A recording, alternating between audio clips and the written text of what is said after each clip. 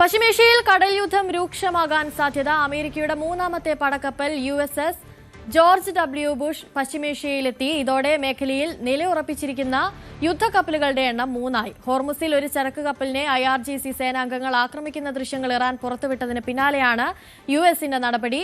അതേസമയം ഇറാനുമായി കരാറുണ്ടാക്കുന്നതിൽ തനിക്ക് യാതൊരു സമ്മർദ്ദവുമില്ലെന്ന് പറഞ്ഞ ട്രംപ് ശത്രുക്കൾക്ക് മുന്നിൽ സമയം കുറവാണെന്ന് വ്യക്തമാക്കി. I took the country out militarily in the first 4 weeks. I took it out militarily. Now all we're doing is sitting back and seeing what deal. And if they don't want to make a deal, then I'll finish it up militarily with the other 25% of the targets. We've hit 78% of the targets that we've wanted to hit. We've knocked out their manufacturing. We've knocked out their missile production. We've knocked out their drone production. We've knocked out everything. In some cases, when I say knocked it out, 70, 80, 90%. It's amazing what we've done. So I've done that within that period of time that I mentioned, but I don't want to rush myself, because every story says, oh, Trump is under time pressure. I'm not. No. You know who's under time pressure? They are. ഇതിനിടെ ഇസ്രയേലും ലബനനും തമ്മിലെ വെടിനിർത്തൽ 3 ആഴ്ചത്തേക്ക് നീട്ടി. ഇരു രാജ്യങ്ങളുടെയും പ്രതിനിധികൾ ഇന്നലെ white ഹൌസിൽ കൂടിക്കാഴ്ച നടത്തിയിരുന്നു. ഹിസ്ബുള്ളയിൽ നിന്ന് ലബനനെ രക്ഷിക്കാൻ US സഹായിക്കുമെന്ന് ട്രംപ് ഉറപ്പു നൽകി. വിവരങ്ങളുമായി അജയ് സുധാവിജി ചേരുന്നുണ്ട്. അജയ്, ട്രംപ് കൂടുതൽ യുദ്ധത്തിനായി കോപ്പ് കൂട്ടുകയാണെന്ന് വേണം മനസ്സിലാക്കാനല്ലേ ഇറാനെതിരെ? അനുശ്രീ, ഇപ്പോൾ US-ന്റേതായി പശ്ചിമേഷ്യയിൽ നിലയുറപ്പിക്കുന്ന മൂന്നാമത്തെ യുദ്ധക്കപ്പലാണ് USS ജോർജ് W. ബുഷ് എന്ന് പറയുന്നത്. 2 യുദ്ധക്കപ്പലുകൾ ഇതിനോടകം തന്നെ മേഖലയിലുണ്ട്. അതായത് USS ജെറാൾഡ് R. ഫോർഡ് എന്ന് പറയുന്ന കപ്പലുണ്ട്. ഇത് ചെങ്കടലിൽ നിലവിൽ പെട്രോളിംഗ് നടത്തിക്കൊണ്ടിരിക്കുകയാണ്. അതുപോലെ USS എബ്രഹാം ലിങ്കൺ കപ്പൽ നേരത്തെ തന്നെ പശ്ചിമേഷ്യയിൽ നിലയുറപ്പിച്ചിരിക്കുകയാണ്. ഇത് പശ്ചിമേഷ്യയിലുള്ള മറ്റ് മേഖലകളിൽ, അതായത് ഹോർമുസ് ഉൾപ്പെടെയുള്ള മറ്റ് മേഖലകളിലാണ് പെട്രോളിംഗ് നടത്തുന്നത്. അപ്പോൾ ഇപ്പോൾ നിലവിൽ ഈ സാഹചര്യത്തിൽ ഹോർമുസിൽ മൊത്തത്തിൽ 3 US-ന്റെ യുദ്ധക്കപ്പലുകളുണ്ട്. ഇതിനോടകം തന്നെ മറ്റ് പല യുദ്ധവിമാനങ്ങളും അതുപോലെ തന്നെ പുതിയ ഡ്രോണുകളും ഉൾപ്പെടെ മേഖലയിൽ വിന്യസിച്ചിട്ടുണ്ടെന്നാണ് ട്രംപിന്റെ പ്രസ്താവനയിൽ നിന്ന് വ്യക്തമാകുന്നത്. ഇതിലൂടെ US വ്യക്തമാക്കുന്നത് ഈ ഹോർമുസിലുള്ള US-ന്റെ ഒരു സാന്നിധ്യം, US-ന്റെ ഒരു ഉപരോധം അത് കൂടുതൽ കടുപ്പിക്കുകയാണ് ഇതിലൂടെ നിലവിൽ അമേരിക്ക ലക്ഷ്യമിടുന്നത്. കഴിഞ്ഞ ദിവസം നമുക്കറിയാം IRGC-യുടെ ചില സൈനികർ മുഖംമൂടി അണിഞ്ഞുകൊണ്ട് ഒരു കപ്പലിനെ കീഴടക്കുന്ന ദൃശ്യങ്ങളെല്ലാം ഇറാൻ പുറത്തുവിട്ടിരുന്നു. അപ്പോൾ ഈ ദൃശ്യങ്ങൾ പുറത്തു വന്നതിന് പിന്നാലെയാണ് US മൂന്നാമത്തെ യുദ്ധക്കപ്പലിനെ കൂടി മേഖലയിൽ വിന്യസിക്കുന്നത് എന്നുള്ള പ്രത്യേകത കൂടിയുണ്ട്. മാത്രമല്ല, ഇറാനിയൻ മാധ്യമങ്ങൾ പുറത്തുവിട്ട ഒരു റിപ്പോർട്ട് പ്രകാരം ഏതാണ്ട് ഇറാന്റെ 34 ടാങ്കറുകൾ ഹോർമുസ് കടന്നു പോയിരുന്നു. അപ്പോൾ ഇതുവഴിയൊക്കെ ഈ ഹോർമുസിന്റെ ഇപ്പോഴുള്ള പൂർണ്ണ നിയന്ത്രണം ഇറാനാണെന്നും US-ന്റെ ഉപരോധം പൂർണ്ണ പരാജയമാണെന്നുള്ള തരത്തിലുള്ള റിപ്പോർട്ടുകളാണ് പല മാധ്യമങ്ങളും റിപ്പോർട്ട് ചെയ്തു വന്നിരുന്നത്. എന്നാൽ ഈ ഹോർമുസിൽ ഇപ്പോൾ തങ്ങൾക്കാണ് നിയന്ത്രണം, ഇറാനെ മേഖലയിൽ ഒന്നുമല്ലാതാക്കി എന്ന് തെളിയിക്കാൻ വേണ്ടിയിട്ടാണ് US-ന്റെ ഈ പുതിയ നീക്കം എന്ന് പറയുന്നത്.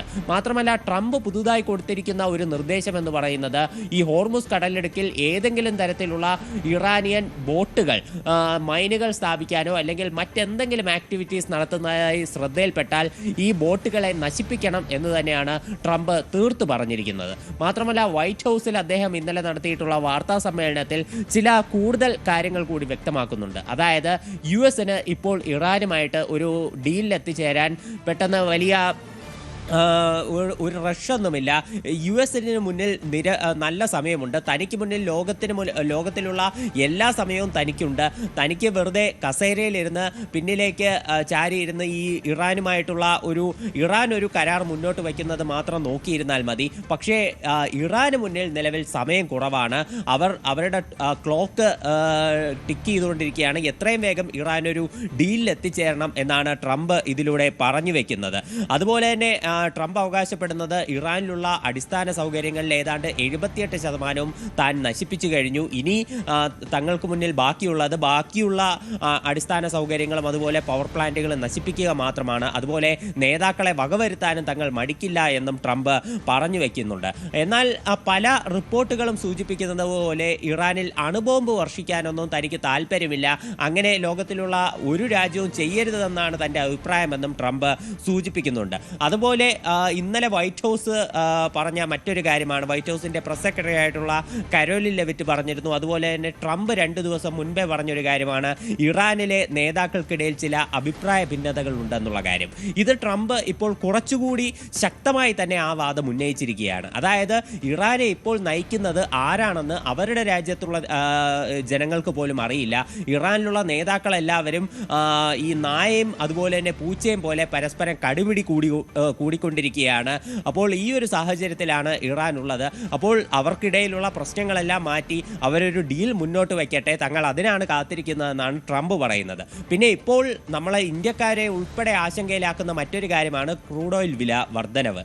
ഇപ്പോൾ തെരഞ്ഞെടുപ്പ് കഴിയുന്നതിന് പിന്നാലെ കേന്ദ്ര സർക്കാർ ഈ പെട്രോളിൻ്റെ ഡീസലിൻ്റെ വില വർദ്ധിപ്പിക്കും എന്നുള്ള അഭ്യൂഹങ്ങളൊക്കെ ഉണ്ട്. അപ്പോൾ അത് നിലനിൽക്കെ ട്രംപ് ഇപ്പോൾ മറ്റൊരു ബോംബ് കൂടി പുറത്തുവിട്ടിരിക്കുകയാണ്. ട്രംപ് പറയുന്നത് ഈ ക്രൂഡ് ഓയിലിൻ്റെ വില ചിലപ്പോൾ $200 വരെ ഉയരാനൊക്കെ സാധ്യതയുണ്ട്. മാത്രമല്ല ഈ സ്റ്റോക്ക് മാർക്കറ്റിൽ 20 മുതൽ 25% വരെ താഴ്ചയുണ്ടാകാനും സാധ്യതയുണ്ട്. പക്ഷേ ഇതെല്ലാം ലോക സമാധാനത്തിന് വേണ്ടി നൽകുന്ന ചെറിയൊരു പ്രൈസ് മാത്രമാണെന്നാണ് ട്രംപ് പറഞ്ഞു വയ്ക്കുന്നത്. അതുപോലെ ഇറാന്റെ ഭാഗത്ത് നിന്ന് നിലവിൽ വന്നിട്ടുള്ള ഒരു പ്രതികരണം എന്ന് പറയുന്നത് അവരുടെ പ്രസിഡന്റ് ആയിട്ടുള്ള മസൂദ് പെസഷ്കിയാന്റെ ഭാഗത്തു നിന്നാണ്. അദ്ദേഹം നിലവിൽ ഈ നേതാക്കൾക്കിടയിൽ ഈ തർക്കമുണ്ട് എന്നുള്ള അഭ്യൂഹങ്ങളെ പറ്റിയിട്ടാണ് മസൂദ് പെസഷ്കിയാൻ പ്രതികരിച്ചിരിക്കുന്നത്.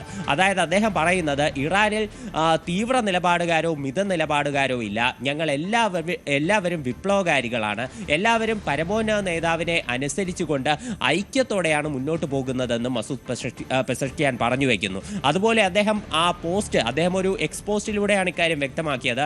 ആ പോസ്റ്റ് അദ്ദേഹം പറഞ്ഞ് അവസാനിപ്പിക്കുന്നത് ഒരു രാജ്യം ഒരു ദൈവം ഒരു നേതാവ് ഇറാന് വിജയം എന്നുള്ളൊരു ക്യാപ്ഷനിലൂടെയാണ്. ഇതിലൂടെ ഇറാനിലെ നേതാക്കൾക്കിടയിൽ യാതൊരു ഭിന്നതകളും ഇല്ലെന്നും മസൂദ് പെസഷ്കിയാൻ ഇവിടെ പറഞ്ഞു വെക്കുന്നുണ്ട്. പിന്നെ പശ്ചിമേഷ്യയിൽ നമ്മൾ എല്ലാവരും ഉറ്റുനോക്കുന്ന മറ്റൊരു സംഘർഷ മേഖലയാണ് ലെബനനും ഇസ്രായേലും തമ്മിലുള്ളത്. എന്തായാലും അവിടെയും ഒരു ആശ്വാസം നിലവിലുണ്ട്. കാരണം ഈ ട്രംപിന്റെ നേതൃത്വത്തിൽ ഇന്നലെ വൈറ്റ് ഹൗസിൽ ഇസ്രായേലിന്റെയും അതുപോലെ തന്നെ ലെബന്റെയും അംബാസഡർമാർ കൂടിക്കാഴ്ച നടത്തിയിരുന്നു.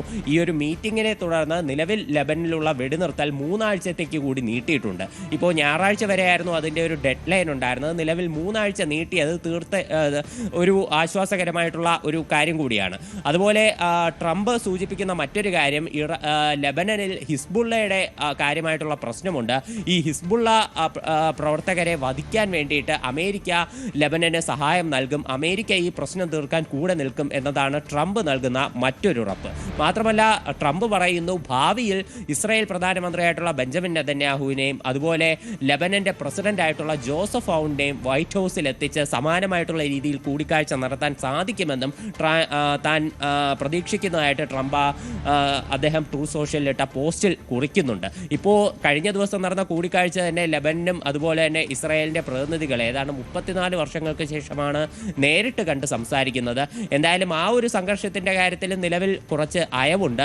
പക്ഷേ ഇപ്പോൾ നിലവിൽ ഇസ്രായേൽ സേന പറയുന്നത് ലെബനിൽ നിന്ന് പുതിയ ആക്രമണങ്ങൾ ഹിസ്ബുള്ളയുടെ ഭാഗത്ത് നിന്ന് ഇസ്രായേലിലേക്ക് ഉണ്ടായെന്നാണ് പറയുന്നത്. എന്തായാലും ഇത്തരത്തിൽ പ്രകോപനങ്ങൾ പരസ്പരം തുടരുകയാണെങ്കിൽ ആ മേഖലയിലെ സംഘർഷവും ചിലപ്പോൾ ദിവസങ്ങൾ നീളാൻ സാധ്യതയുണ്ട്. അജയ്, ഇപ്പോൾ ചർച്ചയാകുന്ന മറ്റൊരു കാര്യം എന്ന് പറയുന്നത് ഈ ഇസ്രായേൽ പ്രതിരോധ മന്ത്രി നടത്തിയ ഒരു പരാമർശമാണ്. ട്രംപിന്റെ ഒരു വാക്ക് മതി ഇറാനെ ഇല്ലാതാക്കാൻ എന്നൊരു പരാമർശം അദ്ദേഹം നടത്തുകയുണ്ടായി. ഇറാന്റെ ഭാഗത്ത് നിന്ന് ഇതിനൊരു മറുപടി എന്തെങ്കിലും ഉണ്ടായിട്ടുണ്ടോ? നിലവിൽ ഇതിന് ഈ ഒരു പ്രകോപന പ്രസ്താവനയ്ക്ക് യാതൊരു മറുപടി നൽകിയിട്ടില്ല. ഇസ്രായേലിന്റെ പ്രതിരോധ മന്ത്രി നിലവിൽ വ്യക്തമാക്കുന്നത് ഖമനൈ വംശത്തെ പൂർണ്ണമായിട്ടും തുടച്ചു നീക്കും എന്നൊരു പരാമർശം അദ്ദേഹം നടത്തിയിരുന്നു. വളരെയധികം പ്രൊവോക്കിംഗ് ആയിട്ടുള്ള ഒരു പ്രസ്താവനയായിരുന്നു. മാത്രമല്ല അദ്ദേഹം മുൻപും ഇത്തരത്തിലുള്ള ചില വാക്കുകളെല്ലാം പറഞ്ഞിട്ടുണ്ട്. ഇപ്പോൾ ഇറാനെതിരെ ഏത് നിമിഷവും സൈനിക നീക്കം നടത്തും, അതിന് ട്രംപ് തങ്ങൾക്ക് അനുവദിച്ചാൽ മാത്രം മതി. ഇപ്പോൾ US-ഉം അതുപോലെ തന്നെ ഇറാനുമായിട്ട് നിലനിൽക്കുന്ന ഈ വെടിനിർത്തൽ തങ്ങൾ റെസ്പെക്ട് ചെയ്യുന്നു. അപ്പോൾ അത് കാരണം മാത്രമാണ് ഇറാനെതിരെ സൈനിക നീക്കം നടത്താത്തതെന്നും അദ്ദേഹം പറഞ്ഞു വെക്കുന്നു. അതുപോലെ തന്നെ ഇസ്രായേലിന്റെ പ്രതിരോധ മന്ത്രി വ്യക്തമാക്കുന്ന മറ്റൊരു കാര്യം, ട്രംപ് പറയുന്ന മുന്നത്തെ ഒരു വാക്കുകൾ കടമെടുത്തുകൊണ്ടുള്ള ഒരു പ്രസ്താവനയാണ് അദ്ദേഹം മറ്റൊരു തരത്തിൽ നടത്തുന്നത്. അതായത് ഇറാനെ ഏതാണ്ട് ശിലായുഗത്തിന് സമാനമായിട്ടുള്ള കാലഘട്ടത്തിലേക്ക് എത്തിക്കും എന്നുള്ള ഒരു പ്രസ്താവന കൂടി ഇദ്ദേഹം നടത്തുന്നുണ്ട്. ഏതായാലും ഇസ്രായേലിലെ തന്നെ ഏറ്റവും അവിടെ പ്രധാനമന്ത്രിയായിട്ടുള്ള ബെഞ്ചമിൻ നെതന്യാഹുവിനേക്കാൾ തീവ്ര നിലപാടുകാരനാണ് പ്രതിരോധ മന്ത്രി എന്ന് പറയുന്നത്. അപ്പോൾ അത് തന്നെയാണ് അദ്ദേഹം ഇപ്പോഴും തുടർന്നിരിക്കുന്നത്. ശരി അജയ്, സുധാ ബിജു ആണ് കൂടുതൽ വിവരങ്ങൾ നൽകിയത്.